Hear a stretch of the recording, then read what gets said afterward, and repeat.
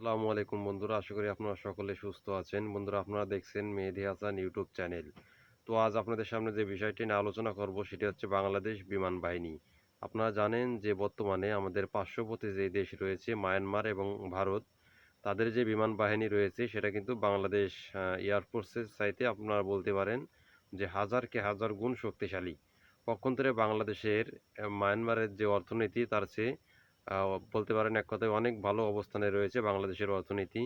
তা সত্ত্বেও কেন বাংলাদেশের আধুনিক কোনো ফাইটার জেট বা যুদ্ধ বিমান নেই? এই ক্ষেত্রে বন্ধুরা আপনারা জানেন যে বাংলাদেশের যে রাজনীতি রয়েছে সেটা কিন্তু পৃথিবীর অন্য দেশের মতো নয়। আপনারা জানেন বাংলাদেশের যে রাজনীতি সেটা কিন্তু প্রতিহিংসামূলক রাজনীতি।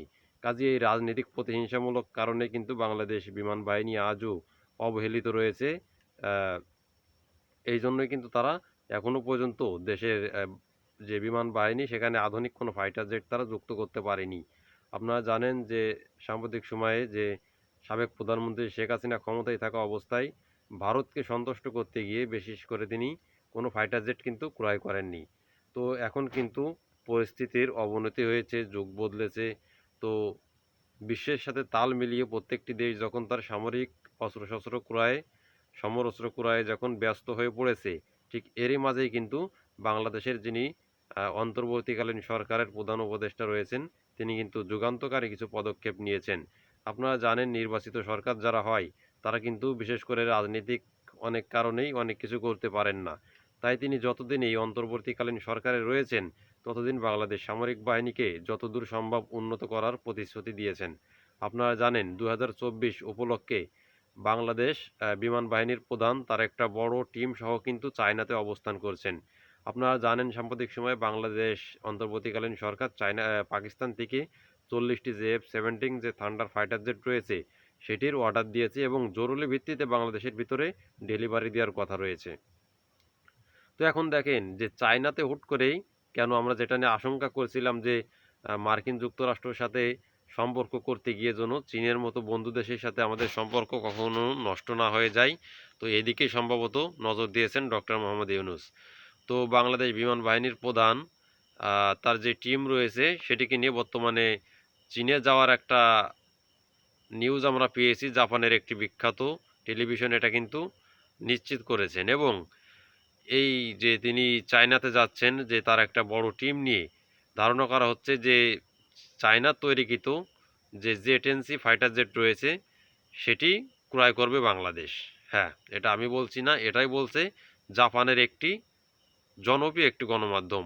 বন্ধুরা, আপনারা জানেন যে দীর্ঘ সময় পরে হলেও ভারত কিন্তু বাংলাদেশকে নিয়ে নতুন করে ভাবতে শুরু করেছে, বা ভারতের কিন্তু চোখে আঙুল দিয়ে দেখিয়ে দিচ্ছে ডক্টর মোহাম্মদ ইউনূস যে প্রতিবেশী দেশকে সম্মান না করলে কি অবস্থাটাই না হয়।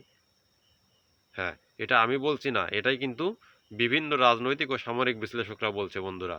তো বাংলাদেশের যে বিমান বাহিনীর প্রধান যিনি রয়েছেন তিনি চায়নাতে অবস্থান করেছেন এবং চায়না যেই জে-10সির একটা নতুন সংস্করণ তৈরি করেছে যেটাকে যেখানে তাদের যে ইঞ্জিল ব্যবহার করেছিল তারা সেই ইঞ্জিল বাদ দিয়ে তারা রাশিয়ার তৈরিকৃত একটি পঞ্চম প্রজন্মের ইঞ্জিল কিন্তু সেখানে ইনস্টল করেছে। তো বাংলাদেশ বিমান বাহিনীর প্রধান বা যে টিমটি সেখানে যাচ্ছেন সেখানে গিয়ে কিন্তু তারা এই ইঞ্জিল বা এই ফাইটার জেটকে কিন্তু পরীক্ষা করবেন। এটা যদি তাদের পছন্দ হয় তাহলে তারা অবশ্যই এটা ক্রয় করবে, কেননা আপনারা জানেন সাম্প্রতিক সময় বাংলাদেশ যে 44টির মতো F-7 ফাইটার জেট ব্যবহার করে থাকে আর হুবহু কিন্তু সেই কোয়ালিটির একটা ফাইটার জেট হবে আপনার জে-10সি ফাইটার জেট। কাজেই ইঞ্জিলের প্রতি যদি বাংলাদেশ সন্তুষ্ট হয় আপনি নিশ্চিত থাকেন চায়নার থেকে বড় সংখ্যক বা বড় অঙ্কের একটি F-7 ফাইটার জেটের একটা চুক্তি কিন্তু স্বাক্ষরিত হবে।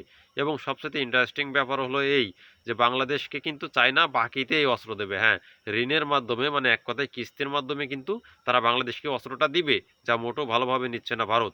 শেখ হাসিনার আমলে এই অফারটা দেওয়া হলেও ভারতকে সন্তুষ্ট রাখার জন্য কিন্তু তিনি এই যুদ্ধবিমান ক্রয় করার চুক্তি করেননি, বিশেষ করে চীনের কাছ থেকে। তো বর্তমানে অন্তর্বর্তীকালীন সরকার কিন্তু বিষয়টি একেবারে উড়িয়ে দিয়েছেন এবং তিনি সারা বিশ্বে যখন এই যুদ্ধের অবস্থা বা সব জায়গায় যখন একটা উত্তেজনা বিরাজ করছেন তিনি তখনই দেশের বিমান বাহিনী ও সামরিক বাহিনীকে শক্তিশালী করার জন্য একটি চরম উদ্যোগ নিয়েছেন, যা দেশের জন্য অবশ্যই কিন্তু প্রশংসনীয়। বন্ধুরা, এই যে বাংলাদেশের যে বিমান বাহিনীর দলটি চীনে অবস্থান করছে বা তারা যে কার্যক্রমগুলো পরিচালনা করবে ভবিষ্যতে আমাদের হাতে যে নিউজগুলো আসবে অবশ্যই আপনাদের জানানোর চেষ্টা করব। এবং আমি আশা করি যে ডক্টর মোহাম্মদ ইউনূসের নেতৃত্ব অন্তর্বর্তীকালীন সরকার অবশ্যই চায়নার কাছ থেকে এ ধরনের যুদ্ধবিমান ক্রয় করবে এবং চায়নার সাথে যে আমাদের বন্ধুত্বপূর্ণ সম্পর্ক রয়েছে আমরা কিছুদিন ধরে আশঙ্কা করেছিলাম সেটি আমেরিকার সাথে সম্পর্ক ভালো করতে গিয়ে যেন নষ্ট করে না ফেলে অন্তর্বর্তীকালীন সরকার। তবে এখানে কিন্তু বোঝার অনেক বিষয় আছে। আমি আপনি যে যত গল্পই দিই না কেন, ডক্টর মোহাম্মদ ইউনূস কিন্তু একজন নোবেল বিজয়ী। তিনি কিন্তু এমনি এমনি নোবেল বিজয় করতে পারেননি।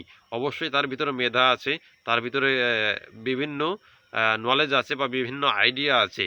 তিনি কিন্তু আমাদের মতো না, যখন যা ইচ্ছা তখন তাই করে ফেললাম। তাই আমাদের উচিত হবে ডক্টর মোহাম্মদ ইউনূসের পরে কিন্তু আস্থা রাখা। তাহলে কিন্তু দেশ এগিয়ে যেতে পারবে।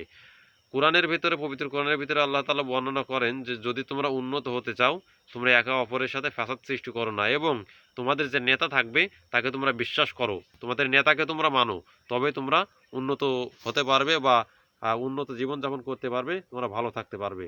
তো বিষয়টিকে কেন্দ্র করে আপনি কি মনে করছেন অবশ্যই তা কমেন্ট বক্সে লিখবেন। ততক্ষণে সবাই ভালো থাকুন, সুস্থ থাকুন। আল্লাহ হাফেজ।